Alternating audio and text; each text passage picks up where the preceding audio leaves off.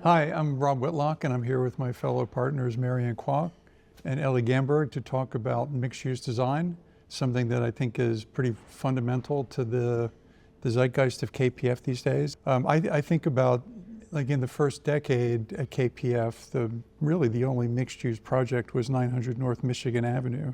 That was a while ago, and that stacked residential over hotel, over office, over retail. And the interesting thing about that, I think, is that each of those uses had an address on a different street. And it was almost like it was a single-use building as far as the user was concerned, whereas I think about the way we use mixed use now, it's really about activating cities and sort of finding unique ways to bring programs together. That marks a kind of shift of mixed-use buildings in geography over time. And I think one of the things that it's always been of a benefit of being a global practice is you get to follow these ideas around the world. And so the mixed-use building, in a way, really starts vertically in New York and Chicago, of which 900 in North Michigan was one of the later examples. And then all of a sudden it stops here completely as a result of zoning and changing approaches to commercial development. But it's reborn in a kind of hyper-intense way in Asia, and then migrates sort of 20, 30 years later back to America and Europe. Well, I think our ethos is to make the city better. And I think mixed use really does help with that because it really does animate a city and it gives it life. I think in a lot of North American cities for so long, because of zoning, everyone lived in the suburbs in a house, and then they went downtown to an office building to work. And then at 5, 6 o'clock, the downtown of a city would clear out and there was no life and it became really deserted. And now I think it's completely the opposite. People want to be where the activity is. It's interesting to think about the way cities have used zoning to introduce mixed use. Like when we worked on Spirito Santo Plaza, now Brickell Arch, on Brickell Avenue south of downtown Miami, it was just banks and insurance companies. And it was dead at night, as you say, and they wanted to find a way to regenerate that part of the city. So they gave a 30% zoning bonus if you made it mixed use. And so that was the genesis of that project. It went from just being an office building to being office and hotel, and then it had condo mixed into it. So very intentional on the part of the city to say, like, we have to do something different because this is not a fun place to be. The interesting thing about zoning is the idea of performance-based zoning, which is what One Vanderbilt, it preceded the whole East Midtown rezoning effort. And I think that is really interesting. We help facilitate that. And I think this idea of performance-based zoning could result in more mixed-use towers because it's not so frozen with setbacks and sort of like, you have to do this, you have to do that. Are there particular neighborhoods that you guys have both seen evolve over time? Because Rob, you're again in Miami, now 20 years after Brickell Arch. Are you finding like a change in attitude? Well, I was thinking earlier about Singapore, which when we started working there was still, its planning was derived from 1965 CM thinking about, the office here and the residential there and the retail there.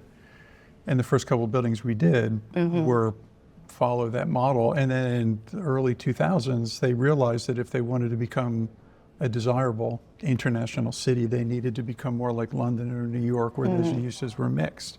And that's when they adopted the idea of live, work, play, and very actively went about remaking the city to bring mixed use in. And they're still doing that today. And in a way, like some of the early projects, in Singapore, like Marina Bay Financial Center, were the sort of first steps in that direction, right? So you went to the kind of typology of the mixed-use block where you started to have hotel and residential along with retail and office. Exactly. In Singapore, the sites are very small. Robinson Road, which is, mostly office, but there is a mix of public park. And I think that's another component that is possible with a mixed-use project, bringing the public up into the building. And an observation deck at the very top of a building is actually a really great thing. It's usually occupied by a penthouse or by, boardroom, but that the public gets to enjoy these great views of the city is really fantastic. And at Robinson Road, there's not just one park, there's two. Multiples. Multiple. And then there are other cities where that's happened as well, right, Marianne? Well, there's Hudson Yards in New York City where it's really a mixed-use district. Did you find when you were working on Hudson Yards that there was a lot of discussions about the sort of relationship of the podium pieces and the towers and the High Line in terms of how you mix the uses? Oh, yeah. I think we wanted as much connection to the fabric of the city as possible. And of course, that was really difficult given that we had to build a platform and there was a train yard below us. But the sloping of the site really helped because 30th Street is quite a bit lower than 33rd Street. And 33rd Street is almost at the same height as the High Line. And so the platform was able to be at the same level as the High Line and makes 30th Street one of the most interesting streets. And it makes it sort of more like a project with these vertical streets and these multi-levels. You really, really feel that on 30th Street. There's a High Line level that's super activated. That's where the shed is. The shed has entrances both at 30th Street and on the platform level. There's a food hall. So it's really this multi-level. I think that we're really quite good at that. It's interesting to think about the transformation of mixed use in Asia, because initially in places like Jakarta, where there was no infrastructure, they built one of everything on a block. So you had office and residential and hotel, so it sort of functioned as a mini city. Right. And then think about the sort of hyper examples in China about the super tall mixed use. Yes. Which is, I mean, to me, one of the most fun things, where it's just irreconcilable programs, irreconcilable structure. It really is like a vertical street, like Lotte Tower. That really probably is the most supercharged mix of mixes. vertical city. I still think one of the most brilliant diagrammatic comparisons was from Paul's Thinking Big presentation, where he compared the programmatic section of Lotte with the plan of Regent's Crescent, and all of the parks and public spaces that were along that dominant street were in Lotte transformed to public spaces over the height of the building. Like, we almost do that diagram a disservice because we think of it so literally as just the plan thing turned vertically. But I think our buildings do respond very much like the design in Georgian cities, where it's really about the way all of the pieces come together to create public space, the way the synergy of uses create activity and chances for people to meet. There's something really fun also about the formal opportunities that this creates, right? Because there are times where you actually stack these things up very neatly, and as the size of the floor plate gets smaller, and elevators drop out, you can kind of taper the tower.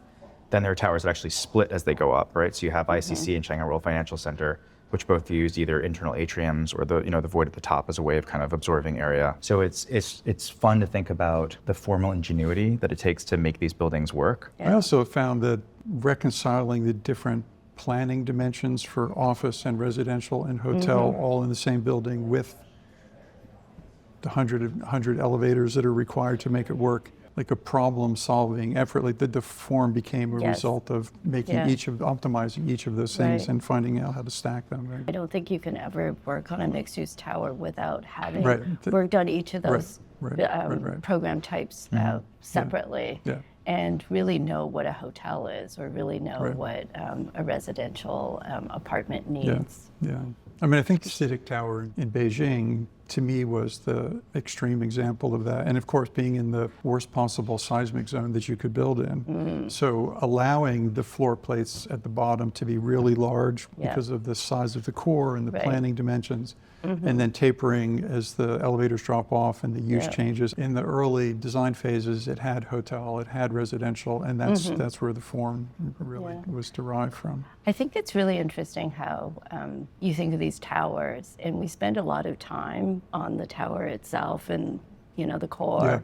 But I think we spend an equal amount of time of how the tower meets the ground plane. And I think that is so important for us, just because what we were talking about, the relationship of the city and animating the space, and just trying to make sure that these towers, that they do bring in the context. I think it was one of the ways that we differentiate ourselves from other architects, that we never thought of the tower in isolation. We always thought of it as a contextual element. And part of making the context successful was always trying to find the ways that the uses in the tower or the uses adjacent to the tower could become integrated.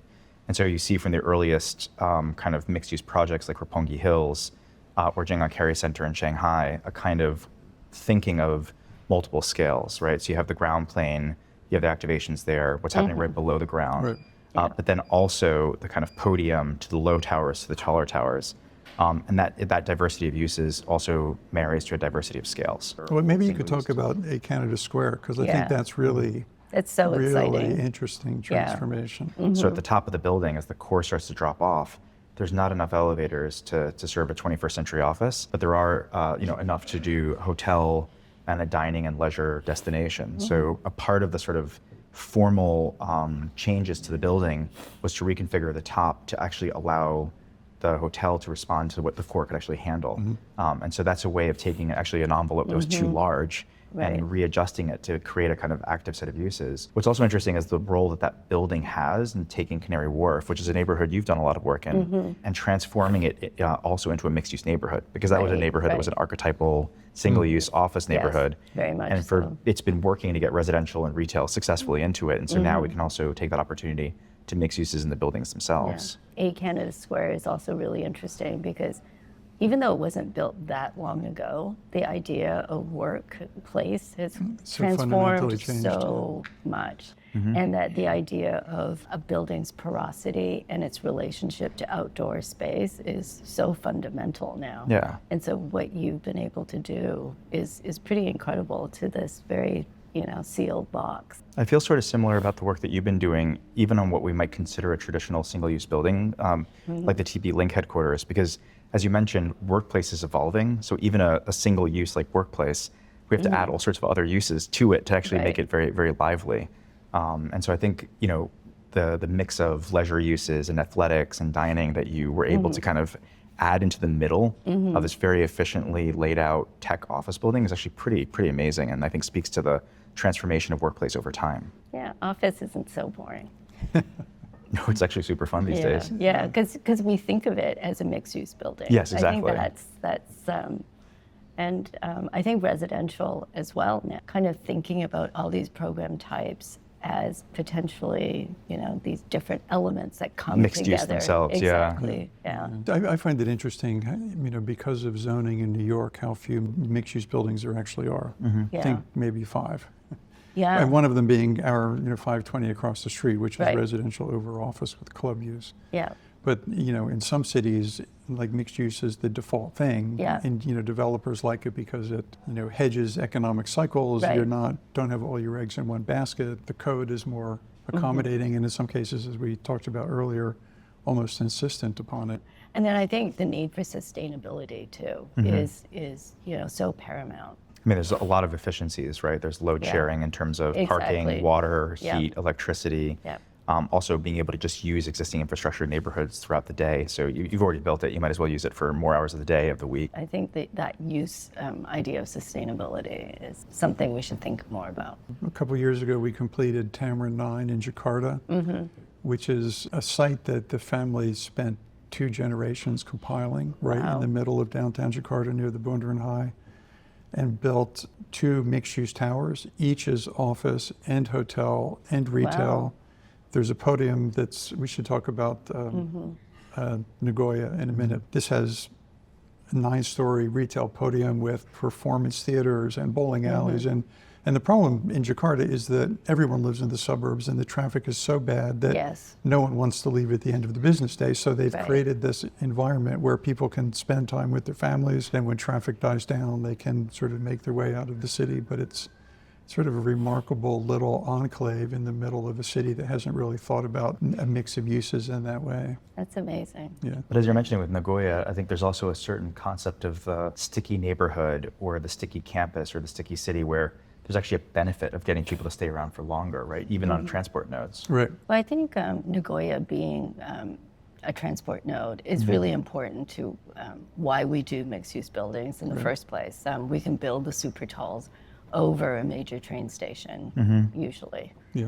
And I think the idea of this multi-layered Right. I think idea, that's like amazing going thing. all the way down to subterranean tunnels and trains and Yeah, I mean, my takeaway from that as a young architect here at KPF was the idea of the Sky Street, the replicated Yes. ground plane. And you had all the parking sort of stuck in between the public lobby adjacent to the high-speed rail tracks and its station.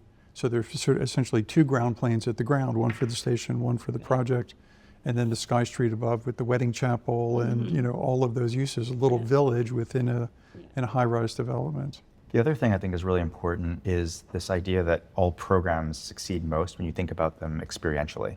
yes. And so I think if there's one through line that you can see in a lot of the work that we've done as a firm over time and over typology, it is moving from thinking about these things as kind of, you know, pure typologies to actually experiences. So a transport node isn't just a place where you can get trains, but you can get a cup of coffee, get married, Right. go to a park, you know, enjoy life. In one day. Yeah, and then you fast forward that 35 years to Changi Terminal 5, and again, it's the airport as experience, and not just a shopping mall, but I mean, think about all you can run, you can sleep, you can go to the spa, like there's going to be offices there, and you see that also in our educational campuses. I thought maybe you could talk about NYU Shanghai and Yeah. how that brings all these different Right. programs There's together. no wedding and- chapel though, right? No, although it does have the biggest rooftop bee farm in Shanghai. Oh, wow. So NYU Shanghai, singular points of pride. But you get the students involved, right? And all of a Yeah. sudden, like anything can happen. And the building has so many different terraces. And the building itself is a stack of different uses, and every use had its own terrace. But in some places, there was actually, in a way, kind of almost more terraces we could invent uses for. Right. And so we started to engage the students, and they a bunch of them came together with professors and said, we'd like to start a bee colony. Oh, So there's a wow. yoga terrace and a bee colony. Luckily, they're not. You just don't mix Yeah, them. yeah. That you don't want to mix. Yeah, but there is something I think wonderful about the idea that putting the uses together is more than the sum of their parts. Yes. So academically, the example at NYU Shanghai is because of the way that all the different components of the campus are integrated together, you can have a program where the sort of technological classrooms for engineering and sciences, the business classrooms are in close proximity, and so a new set of classrooms for what they called interactive media arts, Right. which are classrooms that can be sometimes for digital programming, sometimes for business, sometimes for making or fashion. So that's a kind of program that could only exist at the intersection of these different entities. And I think, as you were alluding to, the same thing can be said to happen in hotels or residential or offices, where the bringing together of different uses allows new kinds of uses that couldn't otherwise exist without these original uses. Because the idea of different uses is also about the connected city, connected urbanism. And I think what is really amazing is that high-speed rail from Hong Kong to Shenzhen to Guangzhou, and above each of those stations Right. is a KPF building. So there's ICC, there's Ping An, and then there's CTF. Yeah. And they're all super tall, Mixed use. all mixed-use buildings. And one of them is about integrating directly into the station, and then it has a kind of singular form that splits at the top, and there's an atrium in it. Another one is actually a kind of the diminishing form typology, right? So Ping An kind of gets smaller as it goes up, and has this really elegant, slender proportion because of the way it diminishes.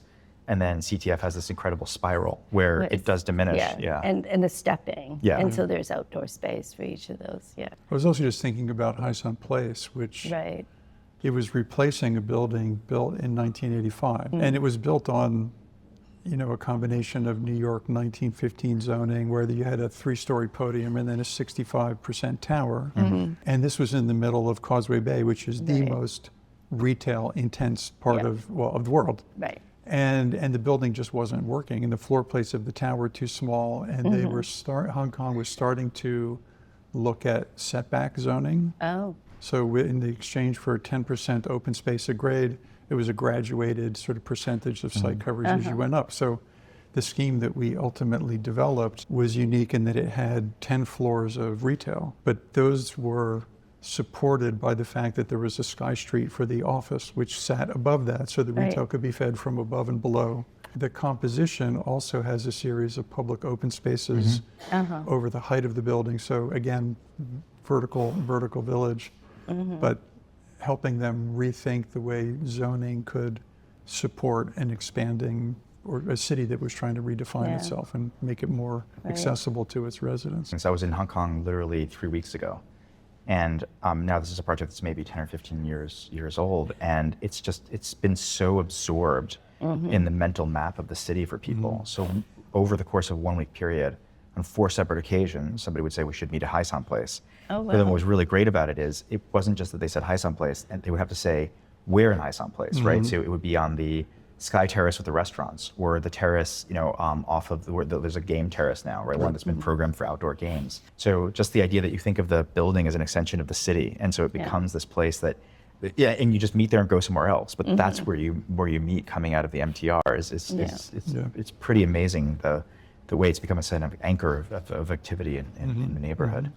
I think it's interesting too that the idea of a mixed-use building and that kind of expanding into a mixed-use district or a mixed-use neighborhood, because I think they all kind of do the same thing. It activates a portion of the city to give it life throughout the day and evening. Westlake 66, Jeff's project, it's basically village making. I mean, it's sort of high rise, but a number of parcels stitched together, all with second level pedestrian connectivity. So it takes parts of the city that might otherwise feel like disparate lots and finds a way to weave them together. Part of the same idea. Horizontal mixed-use typology. Because I guess that's a little bit like NYU too, that there's this central space and there's this, it's more horizontal than vertical and overlapping. We tend to, as architects or maybe developers, talk about mixed uses. We are often referring to office and hotel and residential and retail, but actually a city has many uses. The High Line, park, outdoor space, promenade is a use. Food halls are uses. Cultural facilities like the Shed are uses. And so use is not necessarily just like a real estate program. There's like so many ways that we use a city. And I think there's a natural kind of flow from that to something like Westlake 66, where the roof of all the retail is actually a kind of Highland-like connection that brings all these different buildings together. I think it's an inevitable result of the intensification of cities.